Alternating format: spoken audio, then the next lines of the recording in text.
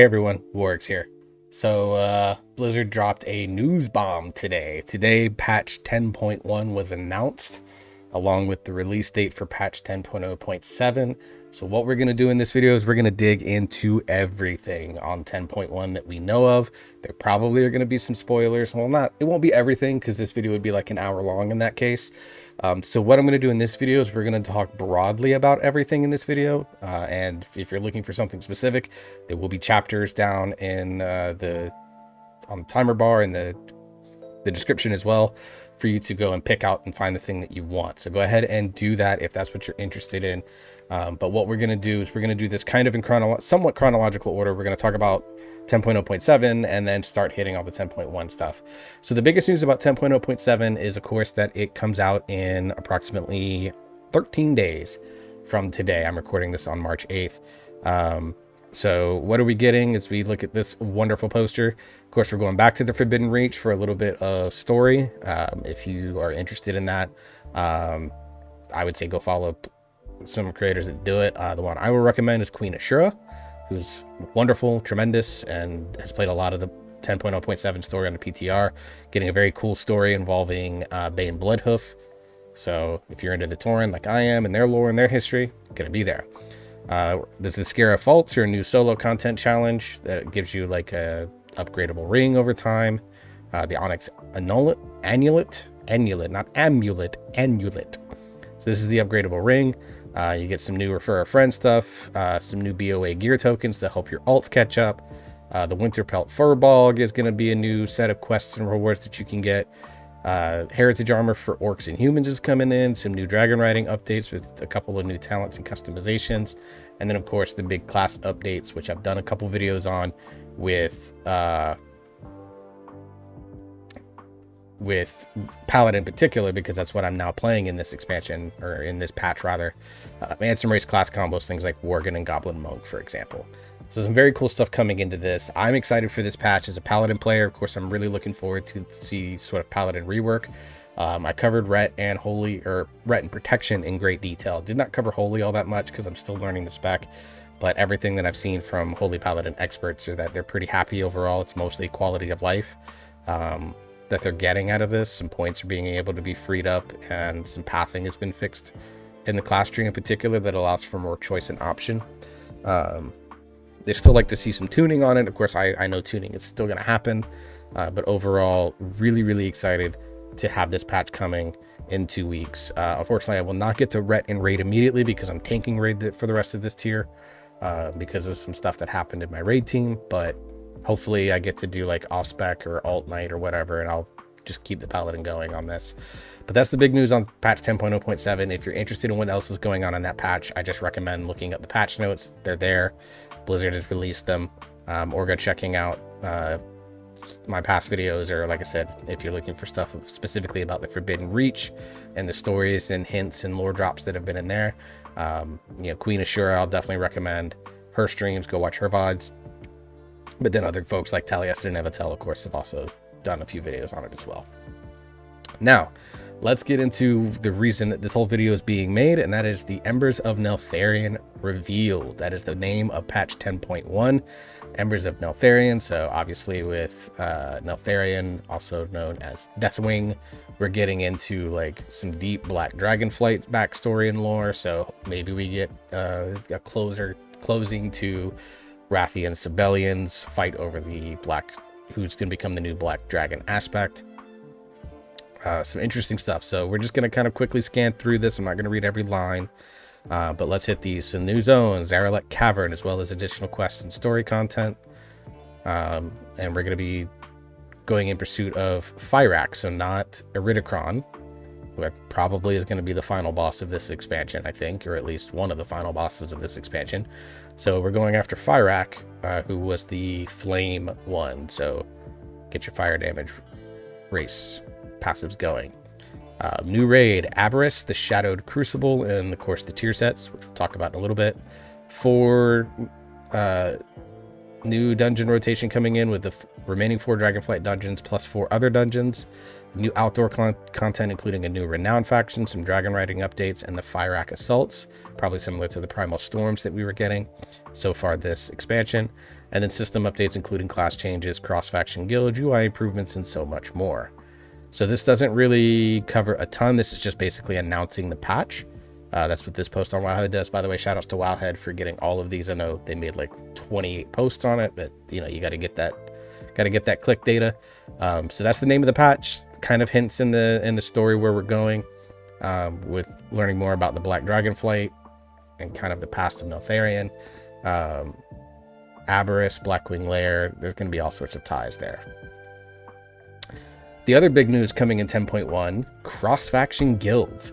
So this is not cross-realm, but it is cross-faction. So if you have a bunch of friends, like I know my community that I play in, the Iconic Guild community, has the Horde, or the Alliance Guild Iconic, and then they have the Horde Guild Ironic. Now in 10.1, we'll be able to merge that together and put everyone in one guild, which is going to make things like raid invites, community invites, or not community, but doing anything in guild. You can consolidate the guild banks. You can, just allow the guild banks to exist in a stronger, more formidable fashion. And it allows everyone to, putz around in guild chat all at the same time without having to worry about excluding someone. I think this feature is very, very cool. I'm very glad that it's coming. Hopefully cross realm comes soon, because the realms are kind of a dead thing in my opinion. I have 11 characters or 12 characters on Ice Crown. I don't want to pay, it'd be something like $200 to move them all. Like, it would just be nuts to move them all. But I love that this feature's coming in. We're kind of progressing slowly into kind of making guilds and communities basically one big thing, where, if we just kind of get the cross realm and eliminate the kind of mythic rating restraints on cross realm, then I think we're going to be really cooking with this game, because basically your server is just basically a place where your character hides, and in reality your guild doesn't have to cross that type of boundary anymore. So hopefully that's coming down the line, but very excited for this. Depending on what they do with cross realm mythic in 10.1, good chance that my paladin, who is my main and is on Ice Crown, probably goes to Emerald Dream and joins up with the guild, so I can do early mythic rating if we are in before cross realm opens up like we were this tier. All right, Dragonflight Mythic Plus Season 2 dungeon rotation. So we know for a fact that Uldaman, Legacy of Tyr, Brackenhide Hollow, Halls of Infusion, and Neltharion in the Ruby Life, or in the Waking Shores, are going to be the 4 Dragonflight dungeons. And as the title gives it away, Freehold is also back. So BFA dungeons are making a return. And the 4 dungeons that are being brought back are Vortex Pinnacle from Cataclysm, so going way back into the mix there. You've probably done this dungeon a lot in Mythic Plus, or in Time Walking rather, in Cataclysm Time Walking, so most of you will probably know it. I'll be very curious as to how it gets timed. My concern with a lot of the old dungeons are that they're very one note in terms of their routing, so going to be interesting to see how they do it. Underrot from Battle BFA, one of the more popular BFA dungeons. It wasn't my top 2. For me, that was Freehold and Motherlode, but Underrot was definitely a top 5 BFA dungeon for me. Very happy to see it back. They probably need to do some tuning on the last boss, because it fucking clapped. Although weirdly, I think we're probably going to be close to eye level as it was in BFA. Because BFA, I think our eye level hit like 475, 480 towards the end of it. And we're going to be at like I'm at 410 now. So we're probably going to jump to like 430 for most players. Freehold, of course, I think is one of the greatest dungeons they have ever made. I'm not even going to talk about that. And Neltharion's Lair from Legion, kind of fitting in with the theme of the patch. A lot of stuff going on with Neltharion, Neltharion, a dungeon named after him, Neltharion's Lair, a Legion dungeon, Aberrus, going in, which is apparently inspired by Neltharion, which inspired things like Blackwing Lair and stuff like that from Classic. It's a lot of connections, so no surprise that they chose this dungeon.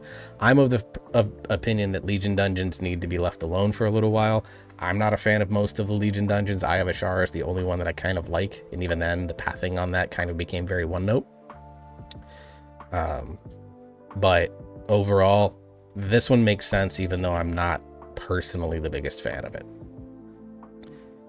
So this means that the full 8 dungeons right here, we're going to have Infusion, Brackenhide Hollow, Legacy of Tyr, Neltharis, Neltharion's Lair, Freehold, Underrot, and Vortex Pinnacle.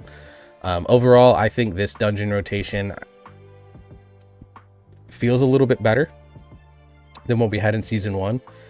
Season 1, I think there were some big issues, like Temple of the Jade Serpent and Shadow Moon Burial Grounds were very straightforward, one-note, kind of boring dungeons that had punishing mechanics for no reason. Like, that no counterplay. It was just kind of frustrating in that regard. Quarter Stars has been beat to death in terms of being used in a Mythic Plus dungeon environment. It's been used in competitive Mythic Plus with MDI and TGP. Like, it was just overdone. And Halls of Valor, I think, was a poor choice from the very beginning. I never was a fan of that dungeon. Had a ton of one-shot mechanics, again, for no reason. There was a design of the fact that you had umpteen million health in Legion, whereas now I have 500k on my Paladin with Fortitude. So those 4 dungeons to me really harmed it. Ruby Life Pools had bosses that I think were a little overtuned for far too long and never really got the proper attention. Azure Vault was the same way. The last boss in particular felt very, very punishing, and it wasn't until basically like 2 weeks, not even that, I think it was a week ago, where they made that boss a lot more simple to deal with.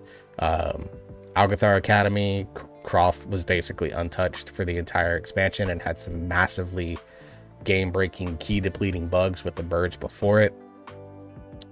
And then, what was the other dungeon? Oh, we had Ruby Life, Algathar, Azure Vault. Oh, and Nokid. Nokid, I honestly was fine. They probably needed to nerf Primal Tempest a little bit more, but overall, I think Nokid was probably the most balanced dungeon this particular season. These, obviously, we're going to have to see what the tuning is, but based on types of variety of dungeon, popularity of dungeons, I think this pack is much more. It feels like they really listen to what players want to see.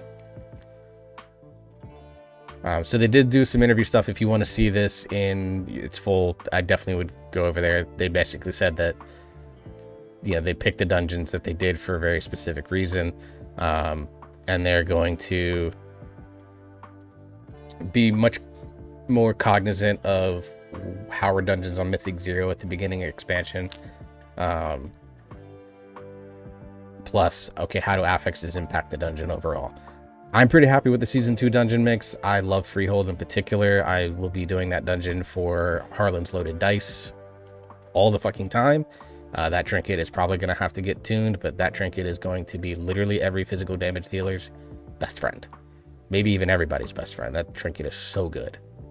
All right, the other big thing about Season 2 is that there's going to be no seasonal affixes. So throughout BFA, Shadowlands, and Season 1, so we're talking 9 seasons now of Mythic Plus, we've had a seasonal affix. And they've been up and down in their quality. We've had Infested, which was really poor, and then Reaping, which is widely regarded as one of the best, if not the best, affix ever, to Beguiling, which was controversial, mainly because it made some packs just completely unpullable. And then you had Awakened, which is also widely considered by a lot of people to be one of, if not the best, affixes. Moving into Shadowlands, Prideful was like cool at first, but then you started having to pull the whole dungeon around the affix, which made routing very brain dead and not fun to do.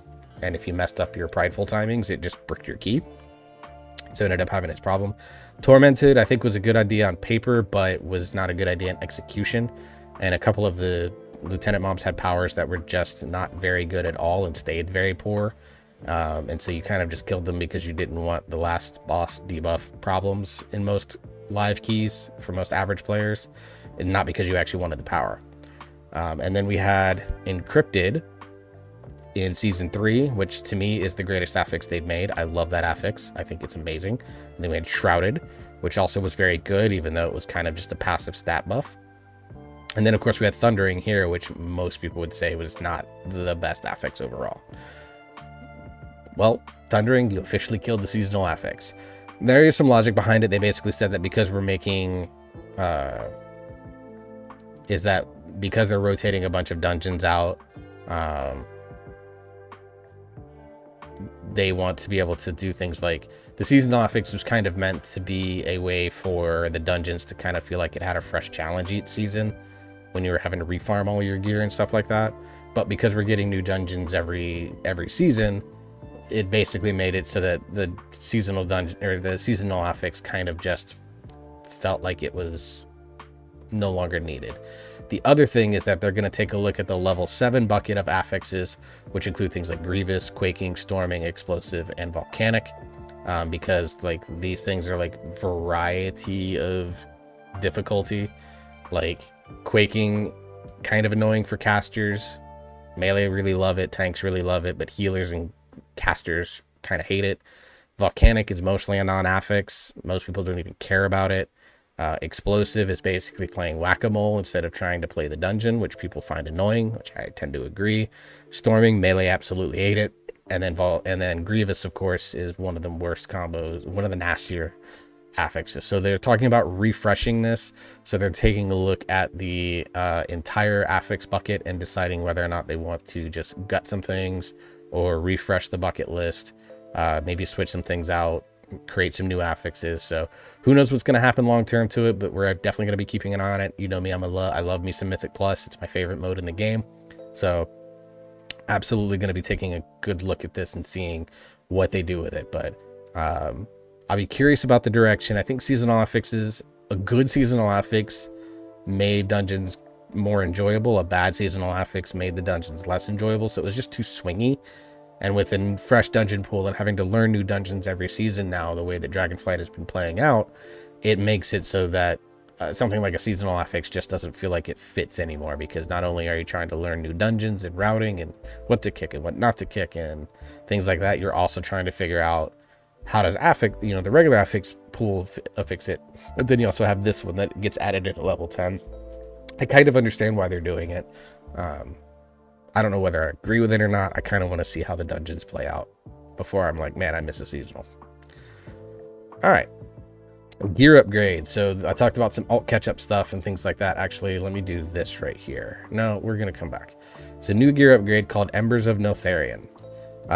So again, I'll probably do some of these in a more in-depth thing once we get to play around on the PTR with it. But basically, you're going to get a new currency that allows you to take gear from Mythic Plus, Primal Storms, and PvP into a universal upgrade system. There are a lot of them, and Blizzard wants a universal upgrade system. So basically they're like, hey, we have like 8 currency systems for you to upgrade your gear. Why don't we just try to condense that into one universal system? So you'll collect flight stones from all the content and different types of crests that act as your high watermark. So like you have your primal infusions and your concentrated primal infusions. You're probably going to get your flight stones, and then your crests will come from when you're doing above certain levels of content for different difficulty levels. Combining these two currencies will allow you to upgrade your gear to an item level relative to the type of crest you have and your content cleared. So if you get one that's for like heroic raid, you can upgrade an item to a heroic raid level. If you're clearing mythic raid level. Very similar to how like Primal Focus allows you to kind of cover most of the heroic raid item level, and then the concentrated Primal Focus lets you do late heroic through mid mythic. So I kind of imagine it's going to be something similar into that. It's just that they're basically purging all the old currencies and are just like, hey, here's one item currency to do it. So he did, Morgan Day kind of took over this, talked with Dot Esports and with Dratnos of the Titan Forge podcast and Golden Guardians content team. So basically he's like, there's a lot of discrete item upgrade systems. Storms have their own path. Valor is its own path. They're all achieving the same goals, but you have to go about them in different ways, which can cause confusion for newer players and frustration for veteran players. So he's like, the new currency called Flight Stones, he kind of compares it to XP. Interesting. Are you doing that thing? You're going to get some Flight Stones, and we're going to make sure that you're getting a good mix of that. And then there are crests that have different names like Shadow Flame Crest and Dragon Crests, he used these as an example, which will allow you to break into a new tier of item upgrade.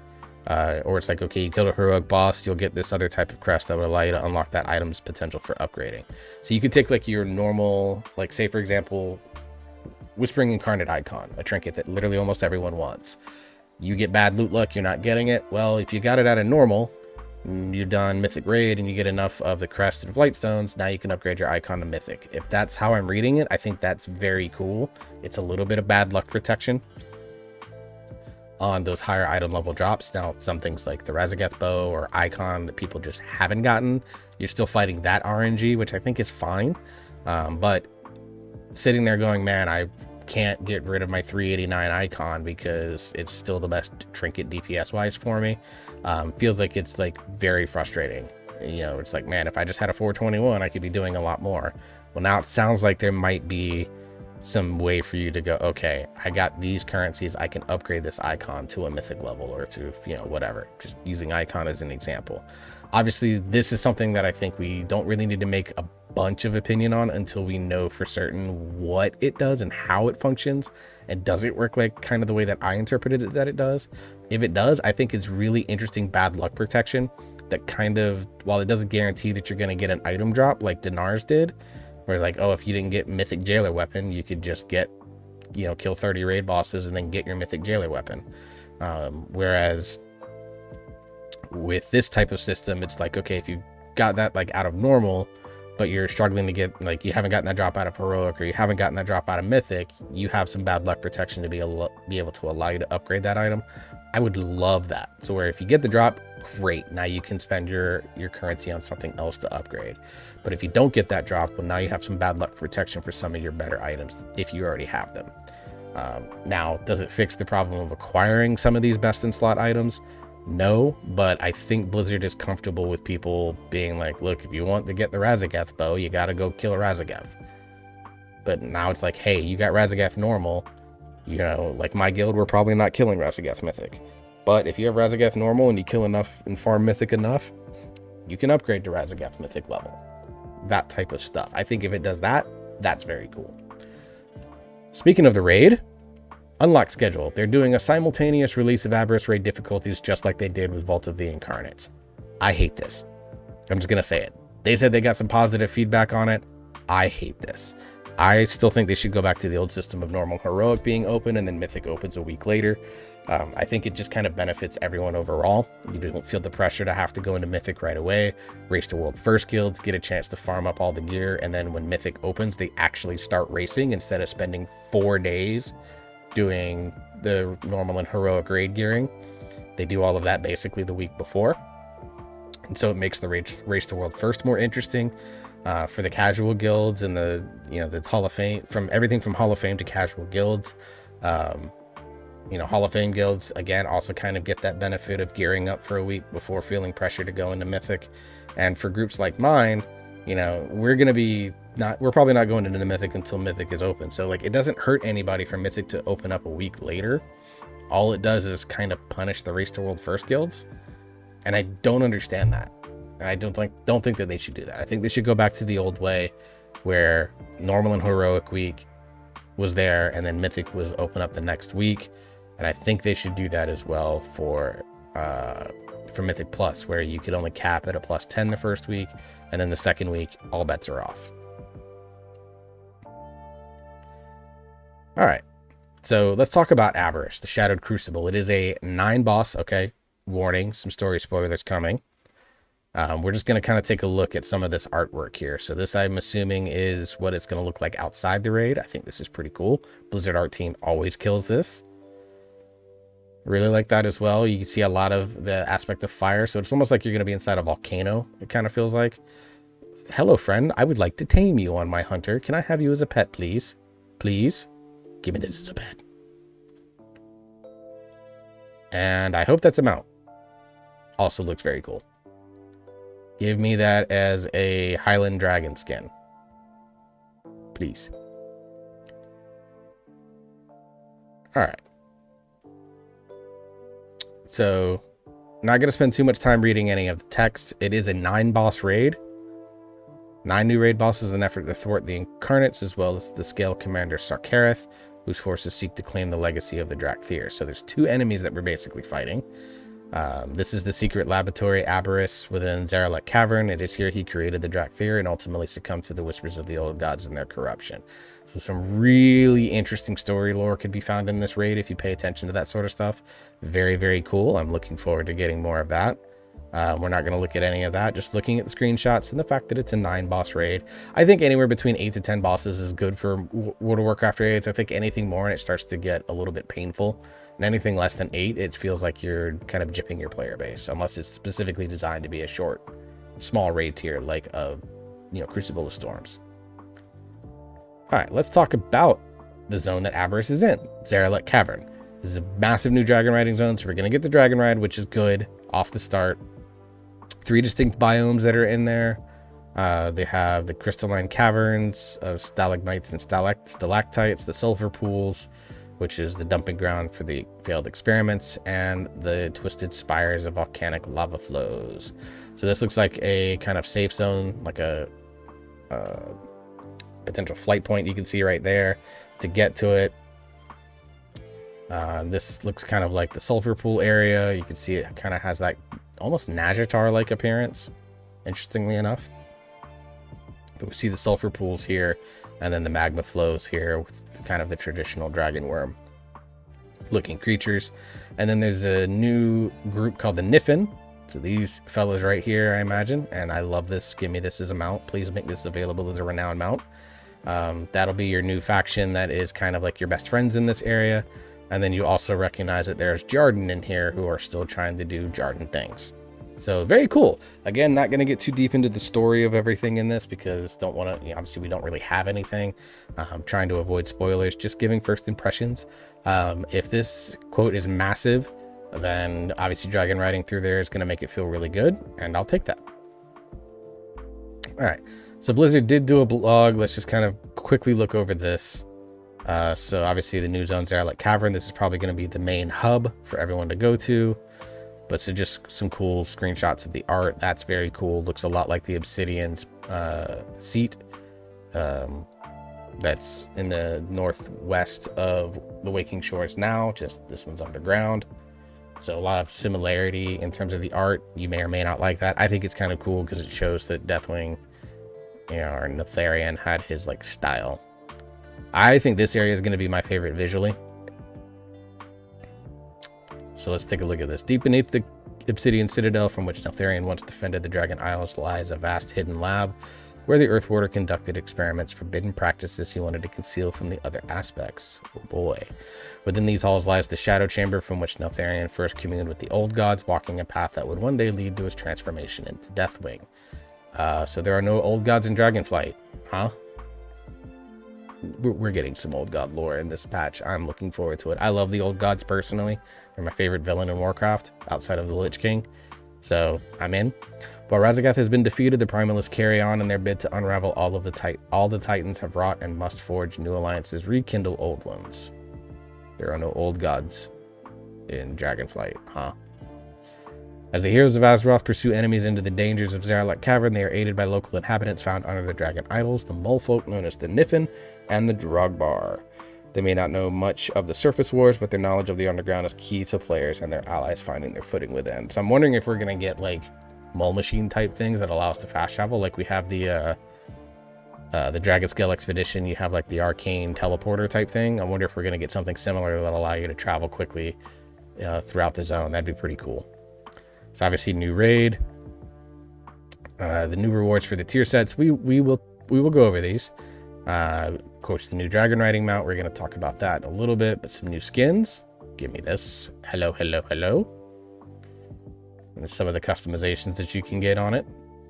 And then of course, Dragonflight Season 2 Mythic Plus. So yeah, again, nothing big on this, just kind of a standard issue blog post on their website. But to me, there are no old gods in Dragonflight, huh? All right, tier set appearances. So this, I did read that basically they were very purposeful in how they designed the tier sets for this upcoming patch, because Aberrus was kind of the basis for what Blackwing Lair looked like. They wanted to take inspiration from a lot of those original sets for the kind of original 8 classes, 10 classes. 10 classes, and then kind of use that as inspiration for like Monk, Demon Hunter, Evoker that have come since. So let's take a look at this. So this is heroic. This is all the heroic ones. So we have Hunter. This looks like Monk, I think. Let's look. So we're going to do, yeah, the heroic one. I think these are all heroic. So monk, demon hunter, and evoker. So this is what we're going to be looking at for these. Of these 4, I actually like the monk the most, giving me very much like dark, fiery Raiden vibes from Mortal Kombat. I love me some Raiden. He's always been my favorite Mortal Kombat character. So we're going to take that as a win. Demon Hunter one, of course, gives a little bit of the fell, because you can never do not green in a Demon Hunter one. And then this evoker one, I chuckle because it looks cool. It does. But no one's ever going to see it, because Drakthir don't show all their armor. Next one, Druid, Warrior, and Shaman. So the Druid one is a former Druid main and still a Druid apologist. This one's interesting. The gap there in the belly seems kind of random, but overall I kind of dig it, actually. The helmet is interesting. I don't know how much I like it, but it's interesting.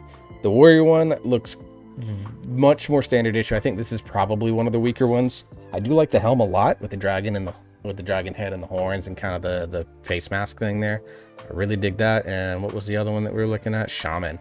Shaman ones I think are always slappers. I love the Shaman set that you got in Vault. I like this one as well. Very, very cool. I think this might actually be the Mythic one. The Shaman set slaps. Like it. Not the best one, but probably number 2. Here we're getting Mage, Rogue, and the Elite PvP Warlock set. So this is the Mythic Mage one, which I actually like that. It's not a robe, it's a tunic, so we appreciate that. Purple Shredder from Teenage Mutant Ninja Turtle. I mean, sorry, the Rogue set. That's what we're getting here. And then the Warlock PvP set, so you can kind of see we're getting some purple infused in both of these Mythic sets. So I imagine you're going to see some purple infused on the shoulders and stuff like that. But the Warlock set, I like the helm as well. I think of these 3, actually, I like the Mage one the most of those 3. Here, I like the Shaman one the best, and I like the Monk one the best here. And then we get Death Knight, Priest, and Paladin. We'll just go ahead and talk about the elephant in the room. This thing absolutely smacks. It just fucks. It is so good. This is the best set. I know that like a couple Shadow Beasts are like, man, it's like too bright for us, but you're in Shadow form, so who cares? I think the visual of it in Shadow form is going to be really cool. Death Knight one gives you some, to me, actually gives more Jailer vibes than anything else, which I think is kind of weird. I don't really like this one all that much. And the Paladin one, I don't think it's going to look good on Tauren, because no Paladin set has looked good on Tauren, which is why I'm thinking about being a Zandalari troll, because why not? But interestingly, like now that I'm seeing it in more high res than just like seeing the original image, I kind of like it actually. That said, Priest is the best set out of all of these. Like it fucks. Like me, it's Shaman is second. Probably like Mage, Paladin third and fourth. And then Evoker to me is like the 5th. The Hunter one and the Warrior one are the weakest. So Hunter's back where they belong at the bottom of the looks list. And the Warrior one seems really weak. This is only the heroic version, so I'm wondering if the Mythic version is going to step it up at all. Hopefully it does. But yeah, just revel in this thing. This thing is killer, and I love it. All right, so let's look at the new updated roadmap. They released this, obviously now live. The trading post is Soren's Fury, White, and Grey Transmog. You and I, accessibility improvements and class updates. March 21st, we're getting Return to the Forbidden Reach and patch 10.0.7. Everything we see with that. Embers of Neltharion does not have a release date here. Pop this open. Of course, we wouldn't expect it to, given that this is coming in March. Most patches here, let's see, 10.0.5 released in January. So we're talking potentially 2 months of patch 10.0.7. Which may or may not be enough time to get all of the rewards and stuff, which means that you are looking at, let's see, March, April, May, probably June for patch 10.2 or 10.1 rather. I'd say June, maybe late June. That'd be around my birthday, so I'll take that.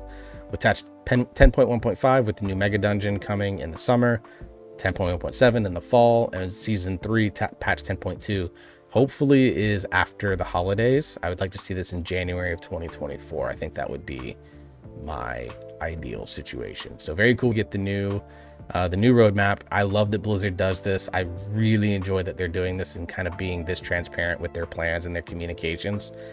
This is long overdue, but the fact that they're doing it is fantastic. Also, the PTR realms for 10.1 will become available tomorrow, March 9th. I'm probably not going to be jumping on them all that much because I'm personally looking forward to 10.0.7. But, you know, there's going to be a bunch of streamers that are going to go out there and go test things because they want to see, especially once class changes start to get implemented. You're going to go out there and you see a lot of people on it. So I'm going to go ahead and recommend a few folks now. Queen Ashura, Taliesin and Evitel. Of course, Novel will probably be in there if you're looking for the lore and story stuff. And then your relative class experts that you enjoy watching. Hopefully I'm one of them for that once class changes start getting rolled out. Morgan's already hinted that Shadow Priest is getting reworked for like the 8th time in 7 years. So we'll see.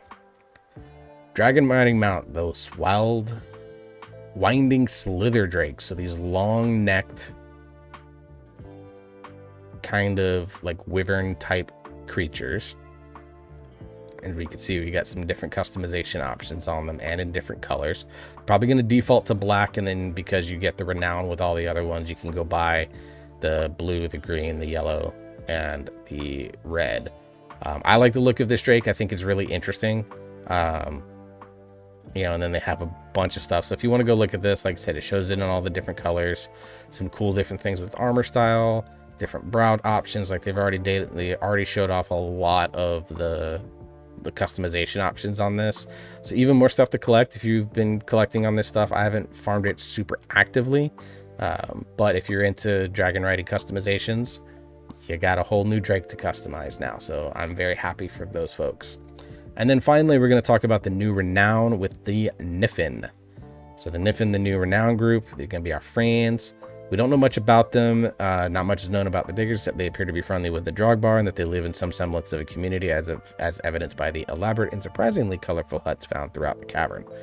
They also seem to really like hats. So probably some relation to kobolds in that regard. So more to come on these guys, but you know, yeah. I guarantee these things are going to be a pet. They're going to be a small one as a pet. I know it's going to happen. And people are going to love it. But this actually seems like a pretty neat area. I wonder how our characters are going to fit in that. Overall, though, I think this is seems like it's a really cool patch overall. Obviously, some things that we still need to see. Class changes, for me, is always a big part of this. I play World of Warcraft because I love the class gameplay and Mythic Plus. So for me, that's kind of the things I'm looking forward to. But like I said, there's plenty of other creators, and I'm sure you guys that are watching this are thinking of something else that might be of more interest to you. If, you know, I'll try to do my best to keep up with that stuff, but I'm not going to go out and actively like farm, like what's all the story content, because I kind of like to have some of that stuff for myself.